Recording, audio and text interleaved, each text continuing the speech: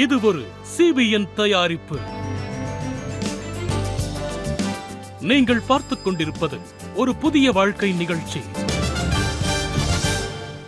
வணக்கம். ஒரு புதிய வாழ்க்கை நிகழ்ச்சிக்கு உங்களை அன்புடன் வரவேற்கிறோம். இந்த நிகழ்ச்சியின் மூலமாக உங்களை சந்திச்சதில் ரொம்பவே சந்தோஷப்படுறோம். இந்த மாதம் முழுவதும் வேதனை அப்படிங்கிற தொடரை பார்த்துக்கிட்டு இருக்கோம். அந்த வகையில் இன்றைக்கி நம்ம பார்க்க இருப்பது, நம்ம வேதனை அல்லது கஷ்டத்தின் மத்தியில் இருக்கும்போது நம்ம ஒரு தனிமையை உணர ஆரம்பிப்போம். அந்த மாதிரி நேரத்தில் நம்ம என்ன செஞ்சால் அந்த தனிமையிலேருந்து விடுபடலாம், அந்த வேதனையிலேருந்து நம்ம விடுபடலாம் அப்படிங்கிறத நம்ம இன்றைக்கான நிகழ்ச்சியில் பார்க்க போகிறோம்.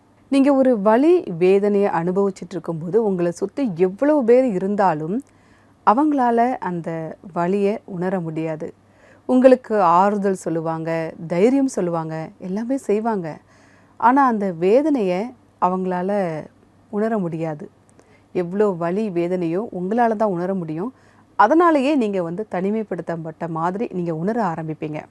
ஆனால் பைபிளில் நம்ம பார்க்குறோம், அதுவும் குறிப்பாக எபிரேயரில் பார்க்குறோம், இயேசு எவ்வளவு பாடுகளை அனுபவித்தார், எவ்வளவு கஷ்டங்களை அனுபவித்தார் அப்படிங்கிறத பார்க்குறோம்.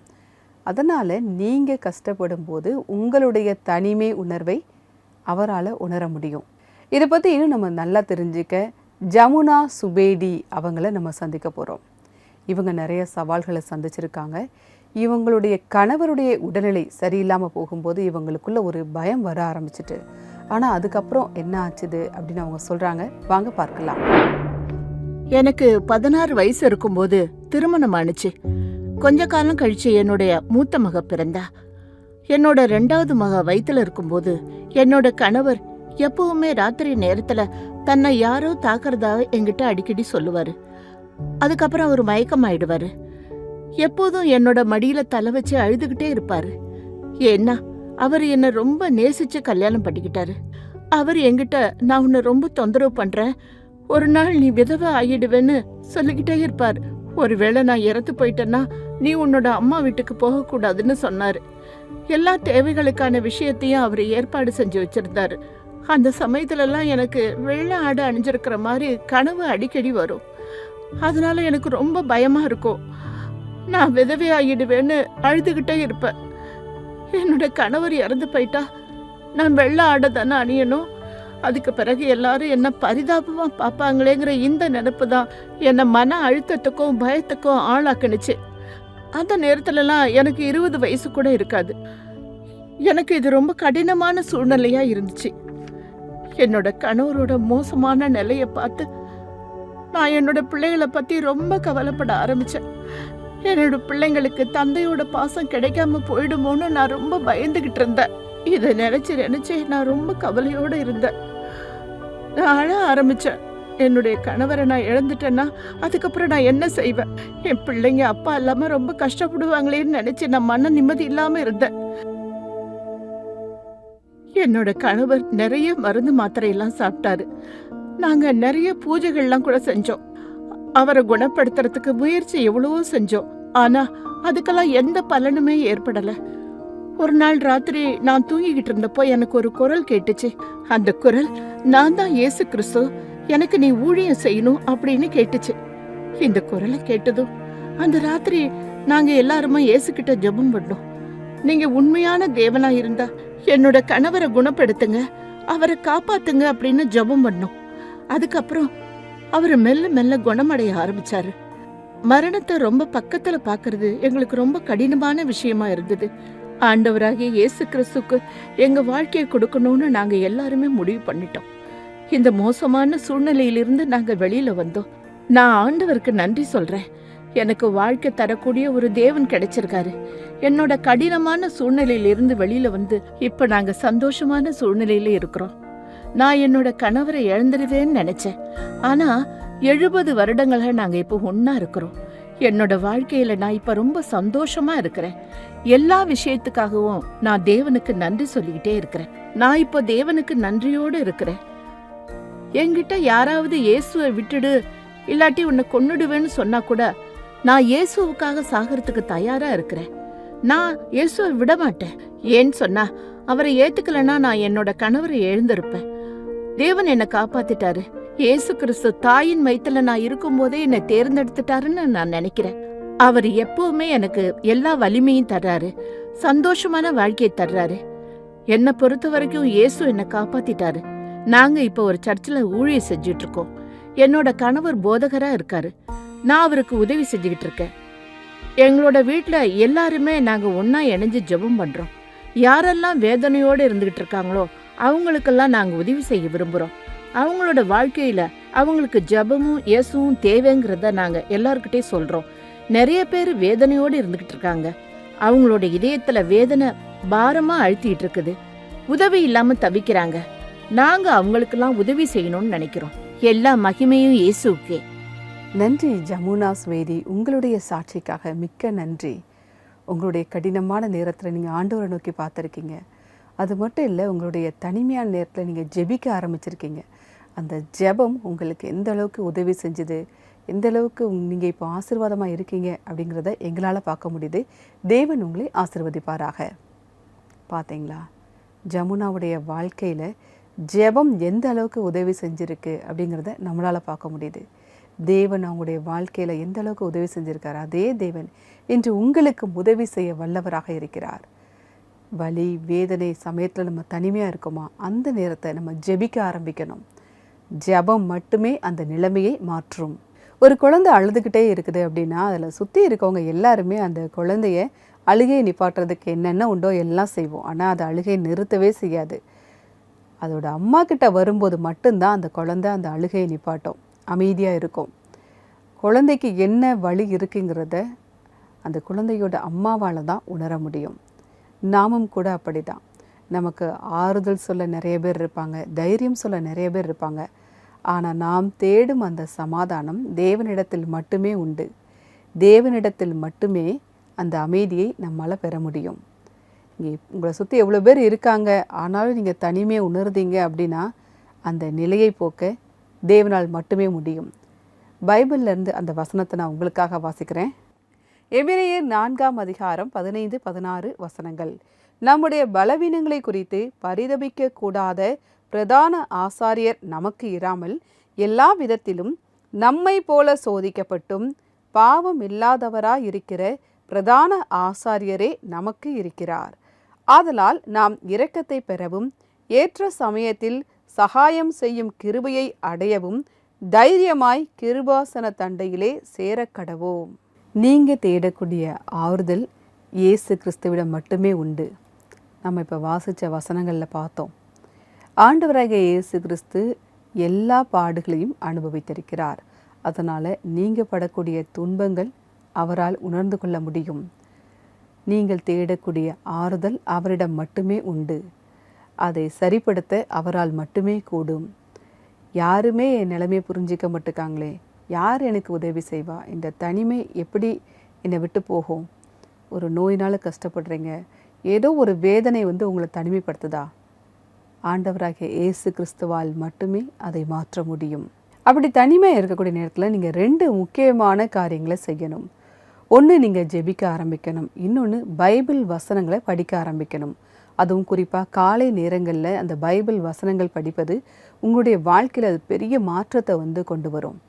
அதனால் நீங்கள் ஜெபிக்க ஆரம்பிங்க, பைபிள் வசனங்களை படிக்க ஆரம்பிங்க. ஒருவேளை உங்களுக்கு ஜெபிக்க தெரியல, ஜெப உதவி தேவை அப்படின்னா நீங்கள் எங்களுடைய CBN ப்ரேயர் லைனுக்கு கால் பண்ணலாம். எங்களுடைய நம்பர் 9910401010. இந்த நம்பருக்கு நீங்கள் ஃபோன் பண்ணலாம், வாட்ஸ்அப்பும் அனுப்பலாம். உங்களுக்காக ஜெபிக்க நாங்கள் தயாராக காத்துட்டு இருக்கோம். நம்முடைய நிகழ்ச்சியில் இப்போது வருவது ஒரு சிறிய இடைவேளை. இடைவேளைக்கு பிறகு நம்முடைய ப்ரேயர் லைனில் சோஃபியா மற்றும் பாஸ்டர் தீபக் மசி அவங்க நமக்காக ஸ்பெஷலாக ப்ரேயர் பண்ண போகிறாங்க. இடைவேளைக்கு பிறகு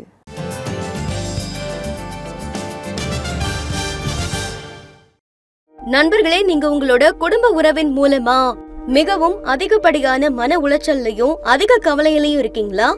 உங்களோட குழந்தை மிகவும் கடினமான சூழ்நிலையில இருக்கிறத நினைச்சு நீங்க கவலைப்படுறீங்களா?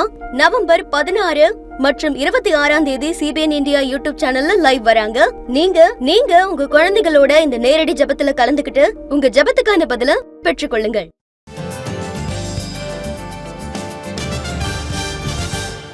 வெல்கம் பேக் டு ஒரு புதிய வாழ்க்கை. நம்ம வேதனையில் போராடிட்டு இருக்கும்போது நமக்கு ஒரு தனிமை உணர்வு வருது. அந்த தனிமை உணர்வை போக்க நாம் ஜெபிக்க வேண்டும், பைபிள் வசனங்கள் படிக்க வேண்டும். அப்படி நீங்கள் செய்யும்போது அந்த தனிமை உணர்வு மாறும் அப்படின்னு பார்த்துட்ருக்கோம்.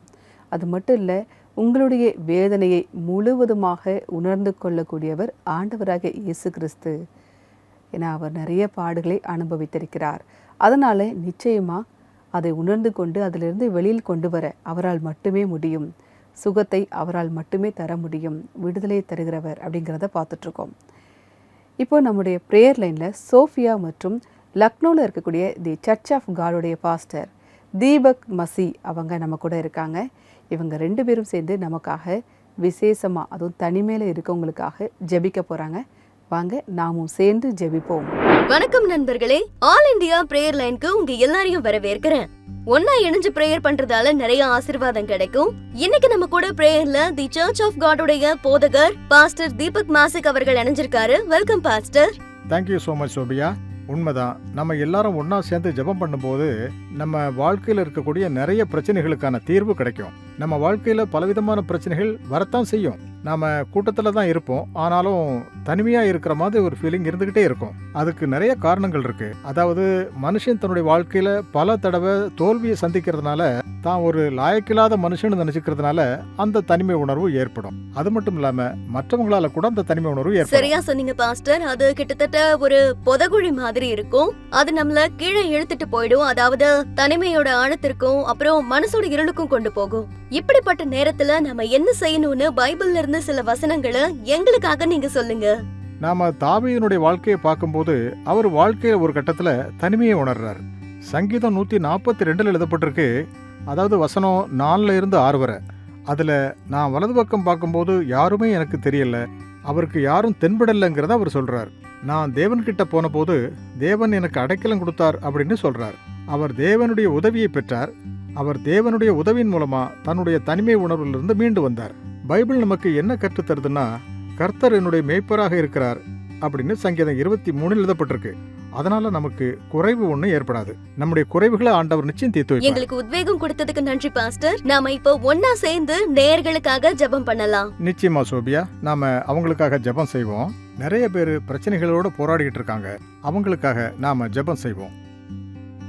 பரலோக பிதாவே, நாங்கள் உமக்கு நன்றி சொல்லுகிறோம். மீண்டும் ஒரு முறை உங்களிடம் வருகிறோம். நாங்கள் எங்களுடைய தாய், மகள், சகோதரிகளுக்காக ஜெபம் செய்கிறோம். அவர்கள் தங்களுடைய வாழ்க்கையில் தனிமையை உணர்ந்து வருகிறார்கள். ஆண்டவரே, இது மிகப்பெரிய பிரச்சனையாக இருக்கிறது. எங்களுடைய வாழ்க்கையில் எங்களுக்கு எல்லாமே கிடைத்தும் கூட நாங்கள் தனிமை உணர்வுடன் இருந்து வருகிறோம். எங்களுக்கு எந்த நம்பிக்கையும் தென்படுவதில்லை. எங்களுக்கு எங்கள் வாழ்க்கையில் எந்த வழியும் புலப்படவில்லை. இப்படிப்பட்ட மனிதர்களும் இருக்கிறார்கள் ஆண்டவரே. தங்களுடைய வாழ்க்கையில் தனிமை உணர்வின் காரணமாக தங்கள் வாழ்க்கையை முடித்துக்கொள்ள தீர்மானிக்கிறார்கள். தவறான முடிவை எடுக்கிறார்கள். நாங்கள் உங்களிடம் ஜெபம் செய்கிறோம் ஆண்டவரே. இப்படிப்பட்ட மனிதர்களுடைய வாழ்க்கையில் உங்களுடைய அற்புதமான காரியங்களை நிகழ்த்துங்கள். கர்த்தர் என்னுடைய மேய்ப்பராக இருக்கிறார் என்பது போல நீங்கள் அவர்களுடைய மேய்ப்பராக மாறிவிடுங்கள் ஆண்டவரே. அவர்களுக்கு அடைக்கலமாக இருங்கள். நாங்கள் எங்களுடைய வாழ்க்கையில் பல முறை மனிதர்கள் மீதும் இந்த உலகத்தின் மீதும் நம்பிக்கை வைக்கிறோம். இருந்த போதும் நாங்கள் தனிமை உணர்வால் கஷ்டப்படுகிறோம். நாங்கள் உங்களிடம் வேண்டுகிறோம் ஆண்டவரே. அப்படிப்பட்ட மனிதர்களுடைய வாழ்க்கையில் உம்முடைய காரியங்களை செய்யுங்கள். அவர்கள் உங்கள் மீது இன்று முதல் நம்பிக்கை வைக்க தொடங்கட்டும் ஆண்டவரே. நாங்கள் உங்களிடம் வரும்போது நீங்கள் எங்களை ஒருபோதும் தனியாக விடுவதில்லை. ஒரு தாய் தன்னுடைய பிள்ளையை விட்டு விடுவாள், ஆனால் நீங்கள் எங்களை ஒருபோதும் கைவிட மாட்டீர்கள். நீங்கள் எங்களுடைய பெயரை உங்கள் உள்ளங்கையில் பொறித்திருக்கிறீர்கள். நாங்கள் உங்களுடைய அன்புக்காக நன்றி சொல்கிறோம். உங்களுடைய வாக்குறுதிகளுக்கு நன்றி சொல்லுகிறோம் ஆண்டவரே. எங்களுடைய தனிமை உணர்விலிருந்து எங்களுக்கு விடுதலை தருவதற்கு நீங்கள் வல்லமை பெற்றவராக இருக்கிறீர்கள்.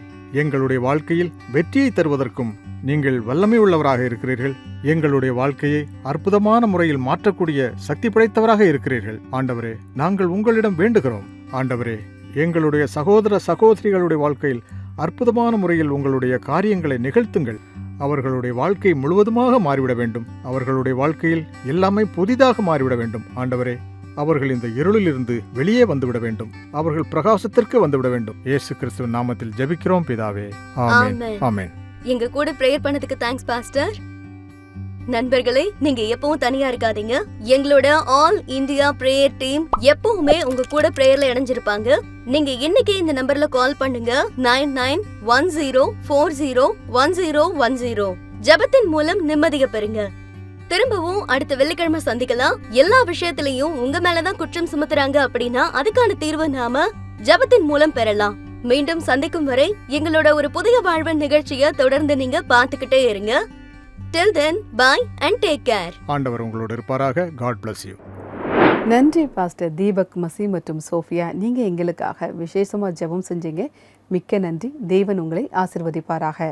உங்களுக்கும் கூட எப்போல்லாம் நேரம் கிடைக்குதோ அப்போல்லாம் நீங்கள் ஜெபிக்க ஆரம்பிங்க. ஜெபத்திற்கு வல்லமை இருக்கிறது. எல்லாவற்றையும் மாற்றக்கூடிய வல்லமை ஜெபத்துக்கு இருக்குது. நவம்பர் 26 நம்முடைய CBN இந்தியா லைவாக நம்ம யூடியூப் சேனலில் ப்ரேயர் பண்ண போகிறோம். நீங்கள் இந்த லைவ் ப்ரேயரில் சேர்ந்து ஜெபிக்கலாம். நவம்பர் 26 மாலை 3 மணி CBN இந்தியா யூடியூப் சேனல்.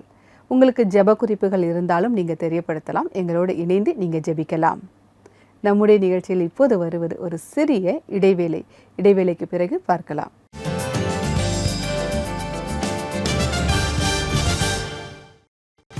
ஹே சூப்பர் ஃபேன்ஸ், நீங்க குழந்தைங்களோட பர்த்டே பார்ட்டி, சர்ச் ஈவென்ட்ஸ் பிள்ளைங்களுக்காக கொண்டாட பிளான் பண்ணிருக்கீங்களா? அந்த ஈவென்ட்ஸ்ல கிஸ்மோவை நீங்க இன்வைட் பண்றதுக்கான சான்ஸ் இருக்கு. Hey kids, super book time travelling robot உங்களோட நிகழ்ச்சிகளை அடுத்த லெவலுக்கு கொண்டு போகும். கிஸ்மோ வந்தா உங்க குழந்தைங்க நிச்சயமா ரொம்ப சந்தோஷப்படுவாங்க. அவங்க கிஸ்மோவோட பேசலாம், பாடலாம், டான்ஸ் ஆடலாம், செல்ஃபி கூட எடுத்துக்கலாம். Invite Gizmo for children's events like BBS camp, prize distribution programs, youth events, feats and so much more. உங்க குழந்தைங்களுடைய பர்த்டே பார்ட்டிக்கு நீங்க கண்டிப்பா கிஸ்மோவை ஸ்பெஷல் கெஸ்டா கூப்பிடலாம். நம்மளுடைய அட்வென்ச்சரஸ் கிஸ்மோ அங்க இருக்கிற எல்லா குழந்தைங்களுக்கும் வார்ம் விஷஸ் அண்ட் ஹேக்ஸ் கண்டிப்பா கொடுக்கும். இப்பவே cbnindia.org-ல நம்ம கிஸ்மோவை இன்வைட் பண்ணிக்கோங்க. நீங்க NGO இல்ல ஆர்கனைசேஷன் இல்லனா ஏதாவது மினிஸ்ட்ரியில இருக்கீங்கன்னா உங்களுக்கான ஸ்பெஷல் ஆஃபர்ஸும் எங்க கிட்ட இருக்கு. Visit our website cbnindia.org to invite Gizmo.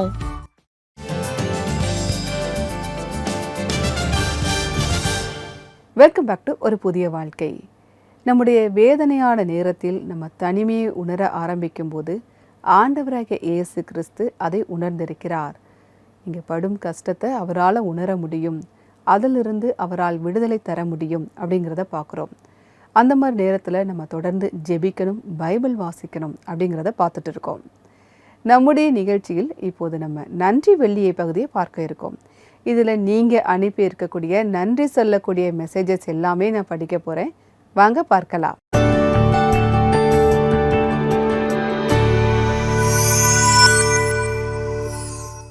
நம்முடைய நேயர் ஒருத்தங்க அனுப்பியிருக்கக்கூடிய மெசேஜை நான் உங்களுக்காக படிக்கிறேன். சகோதரர் சந்துரு மற்றும் மற்றவர்களுடைய உண்மை சாட்சியங்கள் மூலமாக ஆசிர்வாதம் பெற்றோம். ஒரு புதிய வாழ்க்கை நிகழ்ச்சியில் ஒவ்வொரு நாளும் மிகவும் ஆசிர்வாதம் தரக்கூடியதாகவும் உத்வேகம் தரக்கூடியதாகவும் இருக்கிறது. அந்த நிகழ்ச்சிக்கு எப்போதும் எங்களுடைய ஆசிர்வாதங்களும் ஜெபமும் இருந்து கொண்டே இருக்கும். மிக்க நன்றி நண்பரே, உங்களுடைய இந்த மெசேஜுக்காக மிக்க நன்றி. இதை படிக்கும்போது எங்களுக்கே ரொம்ப சந்தோஷமாக இருக்குது. தொடர்ந்து நிகழ்ச்சிகளை பாருங்கள், எங்களுக்காக ஜெபம் செய்யுங்க. வந்திருக்கக்கூடிய இன்னொரு மெசேஜ் நான் உங்களுக்காக படிக்கிறேன். சென்ட் பால் கதீட்ரலுடைய படைப்பு மிகவும் அழகாக இருந்தது. நாங்கள் CBNுடைய ஒவ்வொரு எபிசோடு பகுதியையும் மிகவும் விரும்புகிறோம். இயேசுவுக்கு ஸ்தோத்திரம். உங்கள் மெசேஜுக்காக மிக்க நன்றி. இதை பார்க்கும்போது எங்களுக்கு ரொம்பவே சந்தோஷமாக இருக்குது. தொடர்ந்து நிகழ்ச்சிகளை பாருங்கள், எங்களுக்காக நீங்கள் ஜெபம் செய்யுங்க. உங்கள் நண்பர்களுக்கும் நம்முடைய நிகழ்ச்சியை நீங்கள் அறிமுகம் செய்து வைங்க. அது மட்டும் இல்லை, CBN இந்தியா யூடியூப் சேனலை நீங்கள் மறக்காமல் சப்ஸ்கிரைப் பண்ணி வைங்க. உங்கள் நண்பர்களுக்கும் இதை நீங்கள் ஷேர் பண்ணி வைங்க. உங்களுக்கும் இதே மாதிரி நன்றி சொல்லக்கூடிய மெசேஜஸ் இருக்குது அப்படின்னா மறக்காமல் நீங்கள் எங்களுக்கு தெரியப்படுத்தலாம். எங்களுடைய நம்பர் 9910401010. இந்த நம்பருக்கு நீங்கள் வாட்ஸ்அப் அனுப்பலாம். அது மட்டும் இல்லை, நம்முடைய நிகழ்ச்சியில் வரக்கூடிய பாடல்கள், சாட்சிகள் உங்களுக்கு ஒரு உத்வேகம் தரக்கூடியதாக இருந்தால் நீங்கள் எங்களுடைய நிகழ்ச்சியில் பங்காளர் ஆக வேண்டும் என்று விரும்பினீங்க அப்படின்னா எங்கள் வெப்சைட்டை நீங்கள் விசிட் பண்ணுங்கள். எங்களுடைய வெப்சைட் www.cbnindia.org/give-to-cbn. அதன் மூலமாக இந்த நிகழ்ச்சி இன்னும் அநேக மக்களை போய் சென்றடைய அது உதவியாக இருக்கும். இன்றைக்கான பைபிள் வசனம் என்ன அப்படிங்கிறதையும் இப்போ நம்ம பார்க்கலாம்.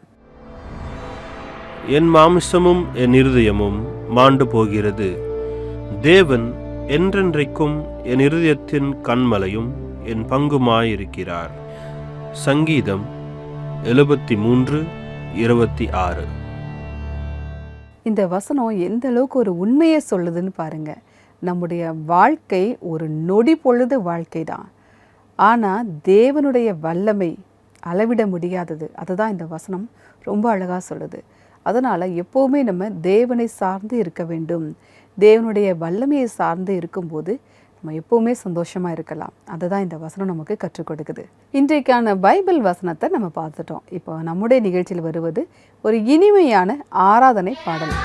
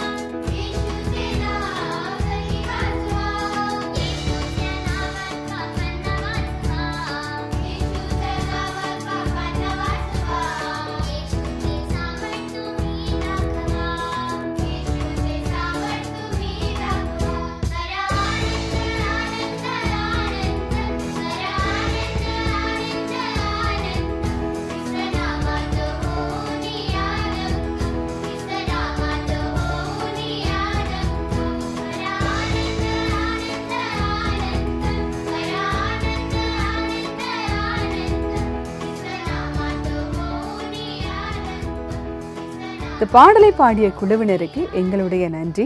தேவன் உங்களை ஆசிர்வதிப்பாராக. நம்ம வேதனையான நேரத்தில் நம்ம தனிமையால் இருக்கும்போது நம்ம ஆராதனை பாடல்களை துதிச்சு பாடும்போது நம்முடைய அந்த தனிமையான உணர்வு மாறும். அந்த வேதனை நம்மை விட்டு நீங்கும். இதையும் நீங்கள் ட்ரை பண்ணி பாருங்கள். உங்கள் சர்ச்சு கொயரும் நம்முடைய நிகழ்ச்சியில் வந்து பாடணும் அப்படின்னு நீங்கள் விரும்புனீங்கன்னா எங்களுடைய வெப்சைட்டில் நீங்கள் ரெஜிஸ்டர் பண்ணுங்கள். எங்களுடைய வெப்சைட் www.cbnindia.org/churchchoirinconcert/register-your-choir. இதில் நீங்களும் பதிவு பண்ணி நம்முடைய நிகழ்ச்சியில் பாடலாம். அதன் மூலமாக அது அநேக மக்களுக்கு ஆசீர்வாதமாக இருக்கும். நிகழ்ச்சியுடைய நிறைவு பகுதிக்கு வந்துட்டோம். நம்ம வேதனையான நேரத்தில் நம்ம ஒரு தனிமை உணர்வை நம்ம உணர்வோம். நம்மளை ஆறுதல் சொல்லிக்கு நிறைய பேர் இருப்பாங்க, தைரியம் சொல்லிக்கு நிறைய பேர் இருப்பாங்க. ஆனால் அந்த தனிமையை உணர்வதற்கு யாராலையும் முடியாது. அதை உணர ஆண்டவராகிய இயேசு கிறிஸ்துவால் மட்டுமே முடியும். ஏன்னா அவரும் நம்மை போல பாடுகளை அனுபவித்திருக்கிறார். அந்த தனிமையை அவரும் அனுபவித்திருக்கிறார். நிச்சயமாகவே அதிலிருந்து உதவி செய்ய அவரால் மட்டுமே முடியும். அவர் சர்வ வல்லமையுடையவர் அப்படிங்கிறத பார்க்குறோம். ஜான் சுபேதி அவங்களுடைய சாட்சியை பார்த்தோம். அந்த சாட்சியின் மூலமாக உங்களுக்கு ஒரு உத்வேகம் கிடைத்திருக்கும் அப்படின்னு நாங்கள் கர்த்தருக்குள்ளே விசுவாசிக்கிறோம். நான் வேறொரு எபிசோடில் உங்களை சந்திக்கிறேன். அதுவரை கர்த்தருடைய கிருபை உங்கள் அனைவரோடும் கூட இருப்பதாக. God bless you.